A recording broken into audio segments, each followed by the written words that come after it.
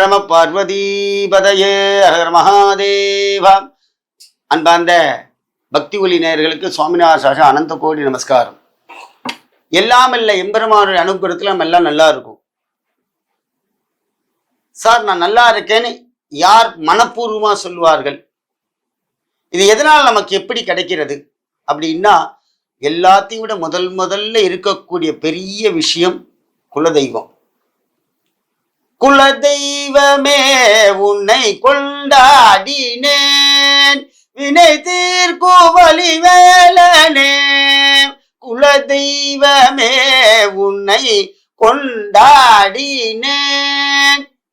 சங்கீதத்துல பாடுறா. குலதெய்வத்தை கொண்டாட வேணும். எப்படி? நம்ம பாத்துல ஒரு குழந்தை பிறக்குது, பிறந்து 10 நாள் ஆகுது. எப்ப கண்ணு திறக்கும்? கொஞ்சம் கொஞ்சமா கண்ணு திறந்து பார்க்கும். குழந்தை எப்படி எல்லாரும் கொஞ்சம் போன உடனே ஆகர்ஷமா யாரும் கொஞ்சறதே கிடையாது.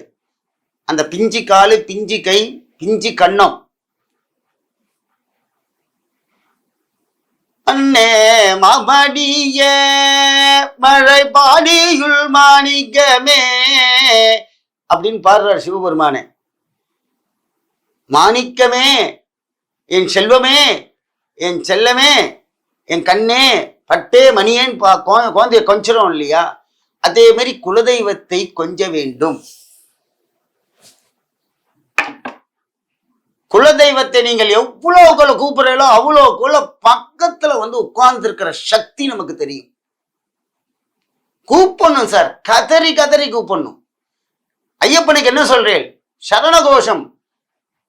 அவர் சரணம் சொன்னா அப்படி இருக்கும், மலையே அப்படியே பிளரும். ஏன்? அண்ணாமலையாரை போய் பாருங்கள், என்ன சொல்றார்? அண்ணாமலையானுக்கு அரோகரா என்று சொல்றோம் இல்லையா? மலை அப்படியே பித்திரண்டுக்கு அந்த சவுண்டுக்கு அப்படியே அலரும். அதுதான் பக்தியோடைய வைப்ரிகேஷன்.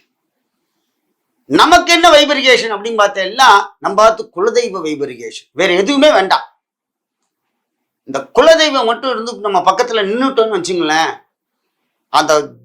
அதை வச்சுட்டு நம்ம எதை வேணா ஜெயிக்கலாம். நீங்க கூப்பிடுற முறை இருக்கு. என்ன பண்ணணும் அப்படின்னா, குலதெய்வ கோவிலுக்கு முதல்ல என்ன பொருள் வாங்கி கொடுத்தால் சக்சஸ் ஆகும். நீங்க பேரை சொல்லி ஆத்துல பூஜை பண்றதெல்லாம் ஒரு விதமா இருக்கட்டும்.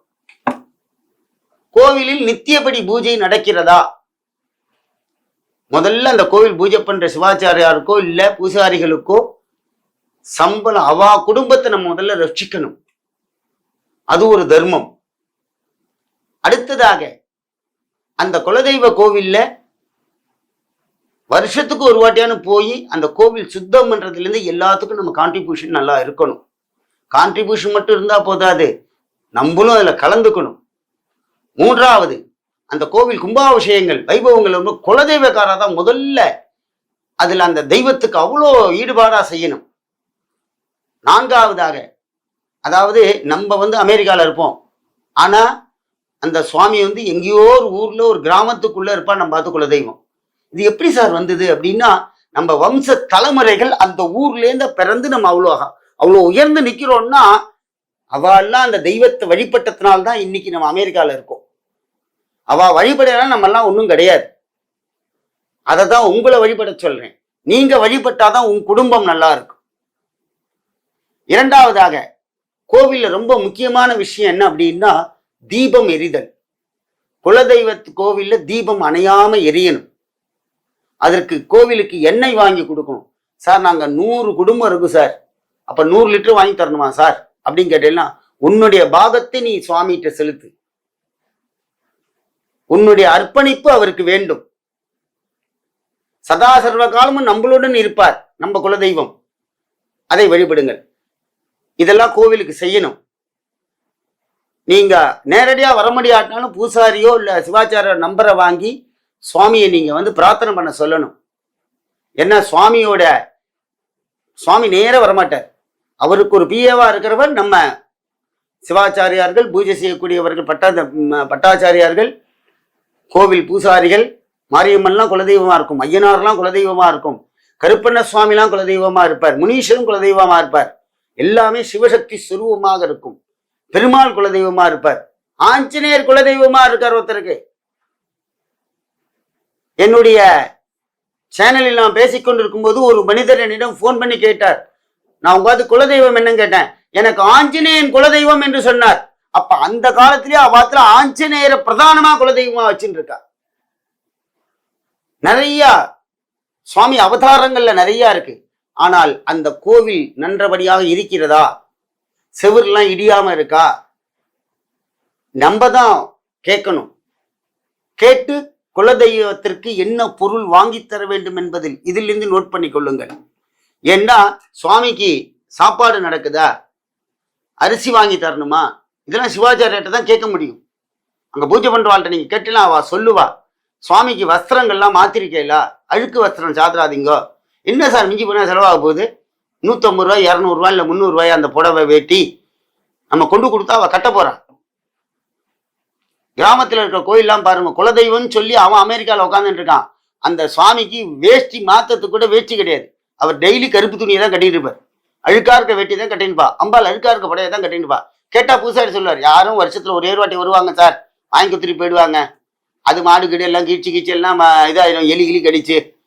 அந்த வசதியே இல்லாம இருக்கும். நம்ம வசதிப்படுத்தி கொடுங்கள் கோவிலுக்கு.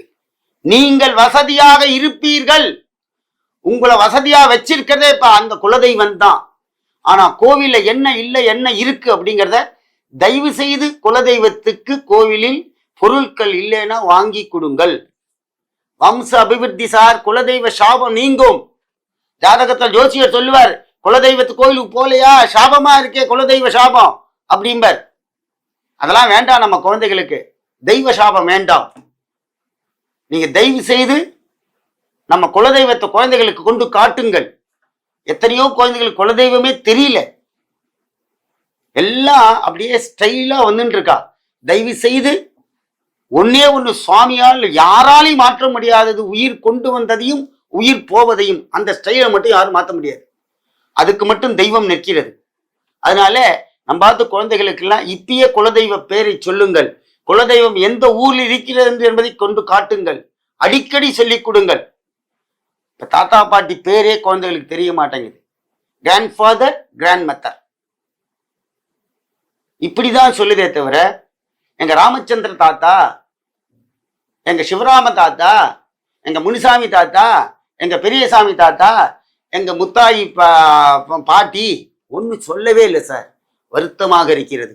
தயவு செய்து சொல்லிக் கொடுங்கள். அப்பதான் குலதெய்வத்துடைய அழகை தாத்தா பாட்டி சொல்லிக் கொடுப்பார்கள். இதெல்லாம் குலதெய்வம் சார். நமக்கு தாத்தா பாட்டிலாம் நம்ம குலதெய்வம் மாதிரி. அவர்களாம் தெய்வத்தை வெளிப்பட்டதுனால தான் நம்மெல்லாம் இன்னைக்கு கடல் கடந்து சென்று வாணிபம் செய்து நம்ம குடும்பத்தை காப்பாற்றி நம்ம தெய்வத்தை மறந்துடுறோம். அதனால ஆன்மீக நேயர்களே, குலதெய்வங்களுக்கு நிறையாக செய்யுங்கள். ஏதாவது சந்தேகம்னா கேளுங்கோ, நானே உங்களுக்கு சொல்கிறேன். ஆனால் குலதெய்வத்தை விட்டு விடாதீர்கள். சுவாமி எனக்கு குலதெய்வமே தெரியாது, இன்னி வரைக்கும் எனக்கு தெரியாது, நான் என்ன பண்றது அப்படின்னா, உலகத்திலே 2 ஆதி, ஆதி சிவன், ஆதி நாராயணன். இந்த 2 பேரை தவிர உலகத்துல எந்த தெய்வமும் குலதெய்வமாக ஒவ்வொன்றும் அவதாரமே தவிர, ஆனால் இது 2ம் ஆதி.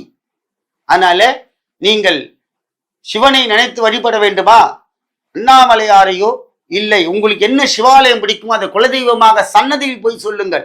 சுவாமி உன்னை நான் இன்னிலேருந்து குலதெய்வமா ஏத்துக்கிறேன், எங்க வம்சத்தின் குலதெய்வம் நீதான் அப்படின்னு உங்க குழந்தை குட்டிகளோட போய் எங்க சுவாமிகிட்ட போய் சொல்லணும்.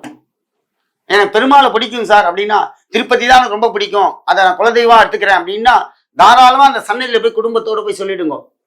சுவாமி சன்னதியில நிக்க முடியாதுன்னா ராஜ கோபுரத்து வாசல்னு கதறி சொல்லுங்கள். தெய்வமே உன்னை நான் என் குலதெய்வமா வச்சுக்கிறேன், இன்னிலேருந்து என் குலத்தை காப்பாற்று என்று சொல்லுங்கள். இதுதான் குலதெய்வ கண்டுபிடிப்பு. நீங்க இவர் இங்க போட்டாரு, எங்க பேச்சு ஆகி முத்து ஆகி அப்படின்னு பயப்படாதீங்க, கன்ஃபியூஸ் ஆகாதீங்க. 2 ஆதி, ஆதி நாராயணன், ஆதி சிவன், இவரை மீதி எதுவுமே கிடையாது. இவா 2 பேரும் நம்மளை காப்பாத்துவா. அதனால குலதெய்வ வழிபாட்டை எல்லோரும் செய்து குடும்பத்தின் அபிவிருத்தி செய்யுங்கள். ஜெய் ஆதிபராசக்தி மாதாஜிக்கு ஜெய்.